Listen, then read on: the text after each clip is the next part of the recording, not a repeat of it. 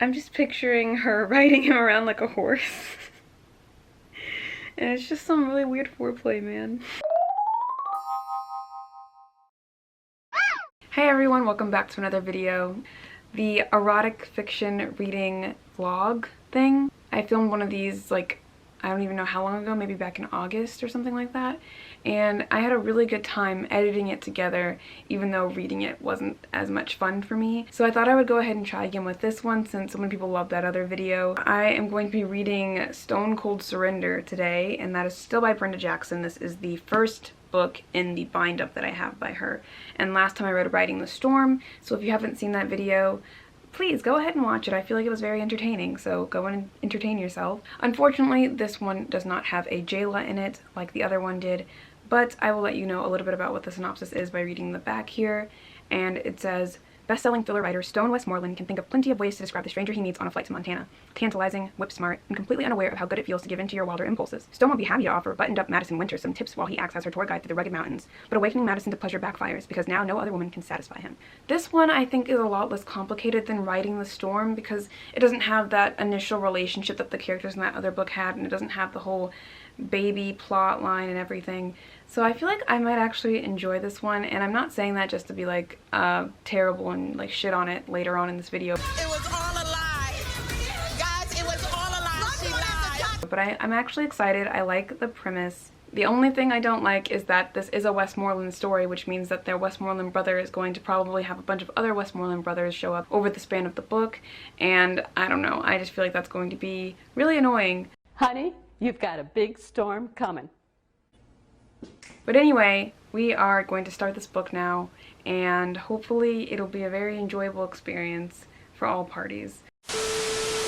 Alright, so we're like, oh, never mind, I'm only on the second or third page. But anyway, we are a few pages in, and things aren't going so bad so far. Basically, Stone is going to spend the summer or something like that, a few months at his cousin's farm, or like ranch, and just hang out there so he can write his book and do his thing because he's a writer type, which is hot. There was a woman next to him on the plane who I'm going to assume is Madison Winters. Is that her name? Yes.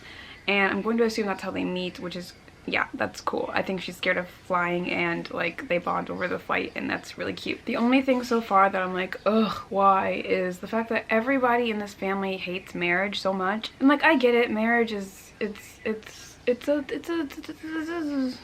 You could do so. You want. What the fuck are you talking about?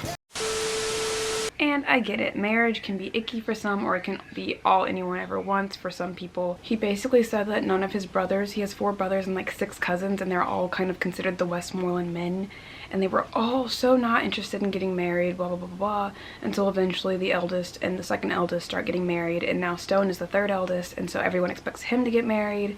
And I guess since I read it out of order, what's his face? Storm is the 4th son, so he, like, we know he gets married eventually too. You can't get rid of me, bitch.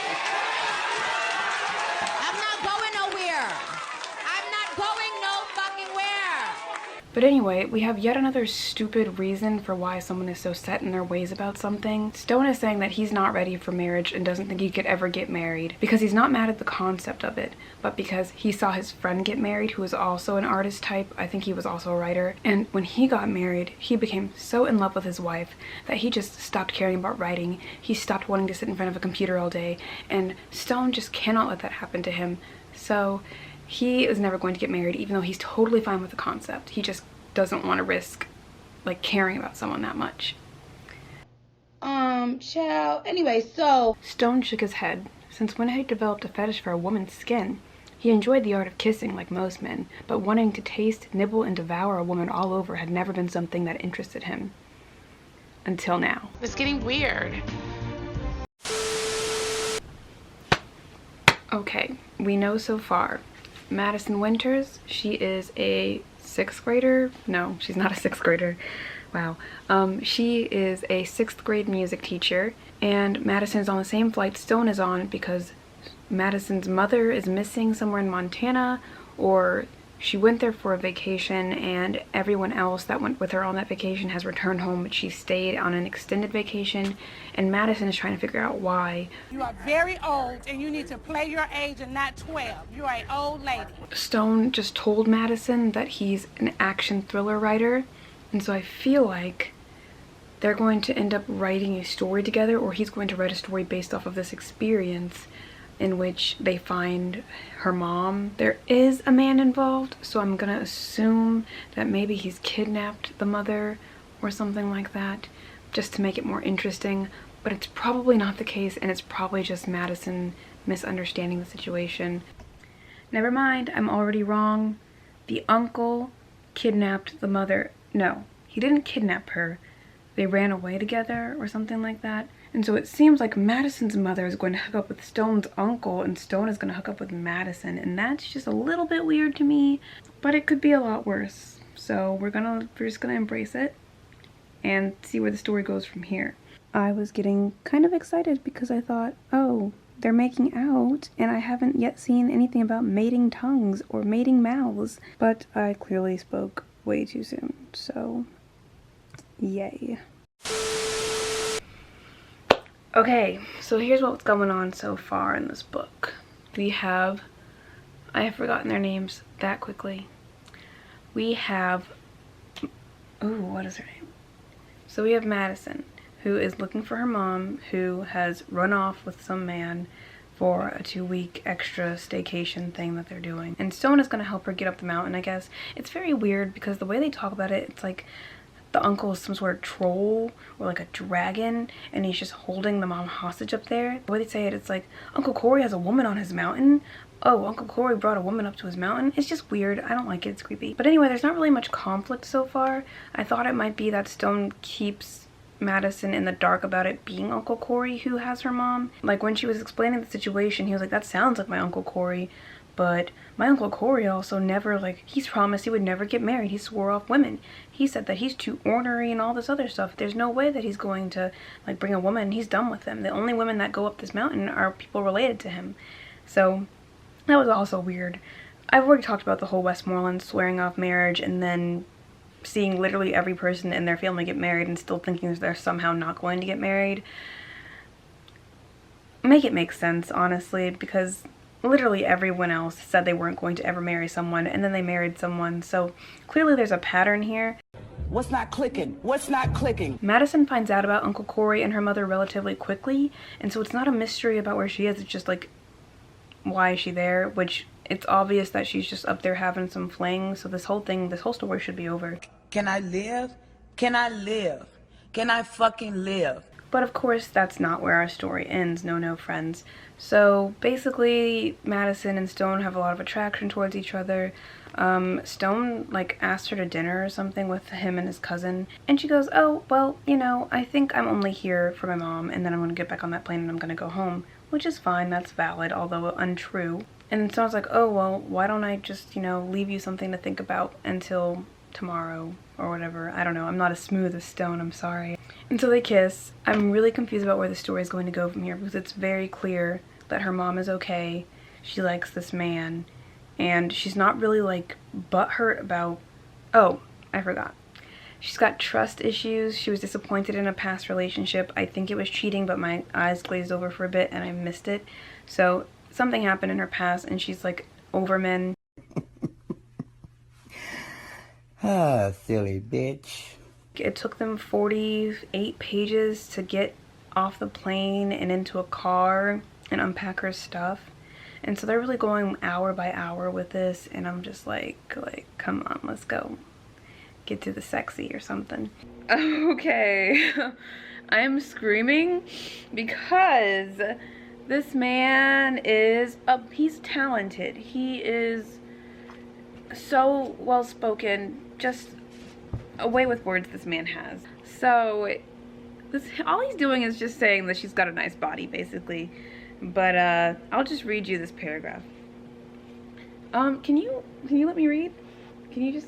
He'd seen plenty of women in jeans in his lifetime, but none, and he meant none, could wear them like they'd been exclusively designed just for their bodies.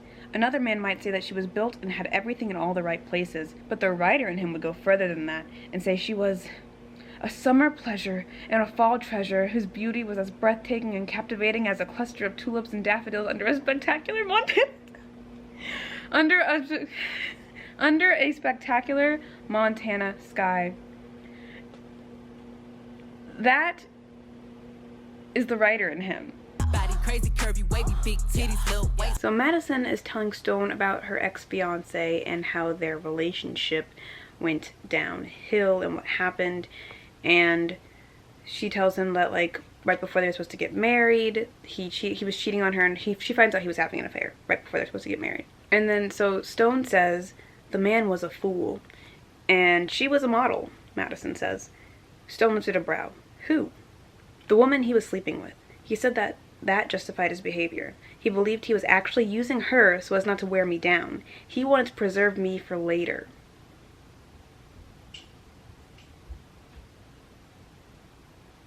Electric chair. I am so sorry for all the lighting changes and scenery changes. I thought it would take me 3 hours to read this book. Turns out it's taking me 3 days. He actually envied the animal's back. He would just love to have her sitting on him with her legs flanking him on both sides while she rode him into sweet oblivion. And I understand what he means with the whole, like, riding thing. However, I'm just picturing her riding him around like a horse. And it's just some really weird foreplay, man. No.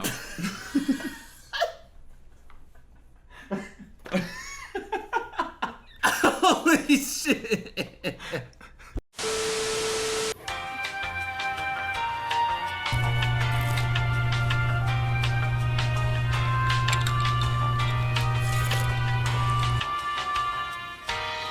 Two things. Okay, so one of them being, I was doing okay. Like, I was thinking, okay, this sex scene is not terrible. Like, there's some chemistry here. This is fine. It's whatever. It's adequate. And I was excited because there was no mention of mating anything. And I was like, oh yes, that dreaded word. We didn't get it. But no, then we got, he had tasted her and now he wanted to mate with her.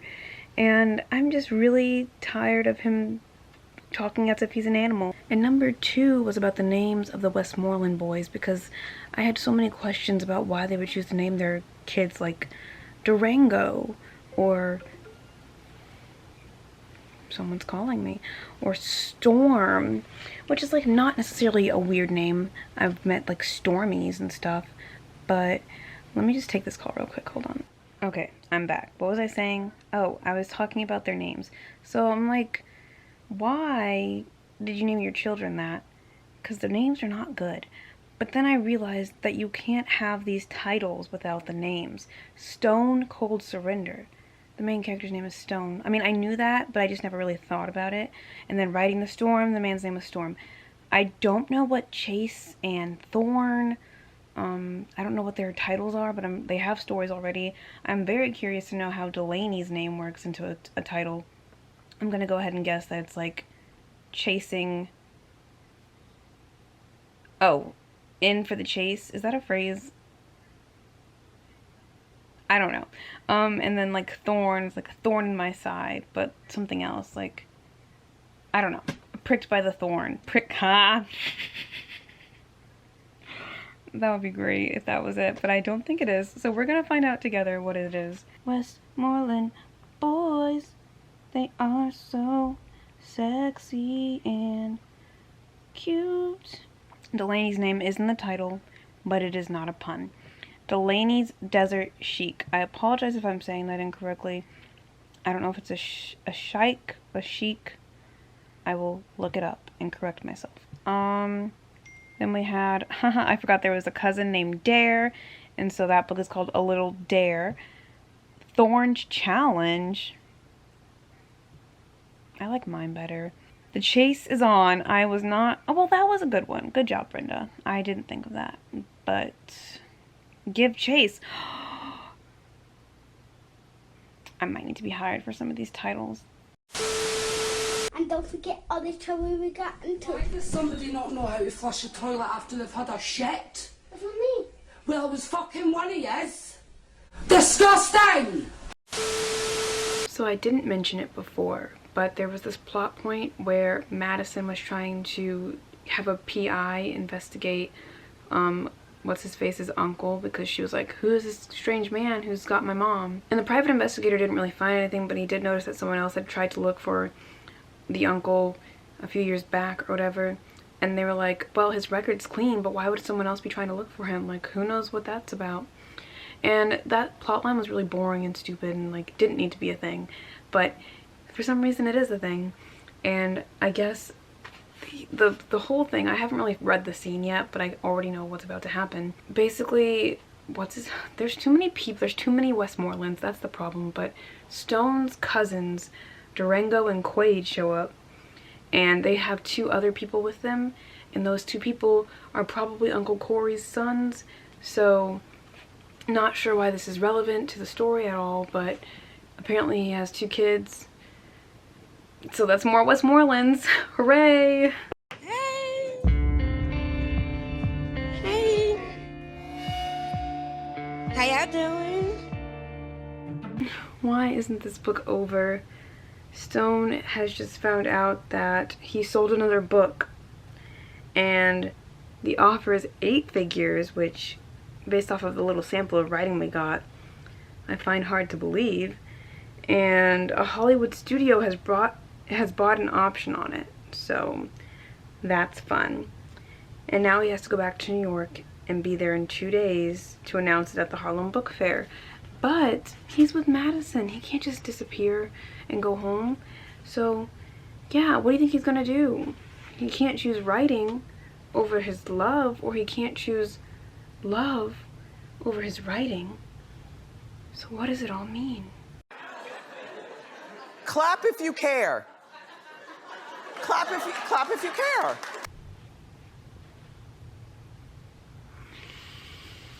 Okay, so I could be very wrong about this, but I'm pretty sure that Stone and Madison, I'm pretty sure that him and Madison knew each other for like 2 weeks, and then they got engaged. I can't say for sure because I did skim this last bit of the book because I was very bored, but they're getting married, the uncle and the mother are getting married, and they're having a double wedding now. So that's the end of the book. I couldn't even finish the epilogue because I was just like, I really don't care. So yeah, that was Stone Cold Surrender. It was better than Riding the Storm, because Riding the Storm, all the characters were terrible and annoying, and the story was so angsty and unnecessary. This one didn't pretend so much that there was no way they could be together, and it was overall a lot smoother of a journey, but much slower, honestly, somehow, and way more boring because I at least finished Riding the Storm. And this one also wasn't as funny. I think it's because you can't make fun of characters who make a little bit of sense. These characters are still a bit ridiculous, but they also weren't saying the most problematic things I've ever heard in my entire life. Just some takeaways. Stop using mating. It's weird, it's gross, I don't like it. Westmorelands are weird. They care too much about marriage and deny constantly that they will get married only to become married, including 2 weddings in this book with 2 characters who said they would never get married. I feel so drained from this experience. That was painful for me. Get the fuck out of here.